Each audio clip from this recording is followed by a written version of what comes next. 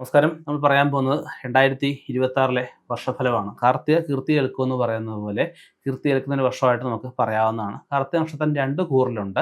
നമുക്ക് മേടക്കൂറിലും ഇടവക്കൂറിലും ഉണ്ട്. ഇവർക്ക് 2026 സമ്മിശ്ര ഫലമായിട്ടാണ് പറയപ്പെടുന്നത്. ഭൂമിയോ വിദ്യാഭ്യാസ സ്ഥാപനങ്ങളോ എന്തെങ്കിലുമൊക്കെ ഏറ്റെടുക്കാനുള്ള സാഹചര്യം അവർക്ക് വന്നു ചേരുന്നതായിരിക്കും. വിദേശത്തുള്ളവർക്ക് നാട്ടിലൊന്ന് വന്നു പോകാനുള്ള സാധ്യത കാണുന്നുണ്ട്. അഭിപ്രായ വ്യത്യാസം പങ്കാളിയായിട്ടുണ്ടാകും. അതൊന്നും അത്ര അഭിപ്രായ വ്യത്യാസങ്ങളൊന്നുമില്ല. മുന്നോട്ട് പോകാൻ ശ്രമിക്കുക. അത് യാത്രകൾ അതുപോലെ ഒന്ന് കുറയ്ക്കുന്ന വളരെ നന്നായിരിക്കും. ഇവർ ബിസിനസ്സുകാർക്ക് ധാരാളം ബുദ്ധിമുട്ടുകൾ ഉണ്ടാകുന്ന ഒരു അവസ്ഥ വർഷം മധ്യത്തിൽ കുറച്ച് കാണുന്നുണ്ട്. സാമ്പത്തിക പരമായിട്ട് ചെറിയ നഷ്ടങ്ങൾ ഉണ്ടാകാൻ സാധ്യതയും ഈ വർഷം മധ്യത്തിൽ കാണുന്നുണ്ട്. മുൻപ് അനുഭവപ്പെട്ടിരുന്ന ക്ലേശങ്ങളൊക്കെ മാറ്റി നല്ല രീതിയിൽ ഇവർക്ക് മുന്നോട്ട് പോകാൻ വർഷം മധ്യത്തിന് ശേഷം സാധിക്കുന്നതായിരിക്കും.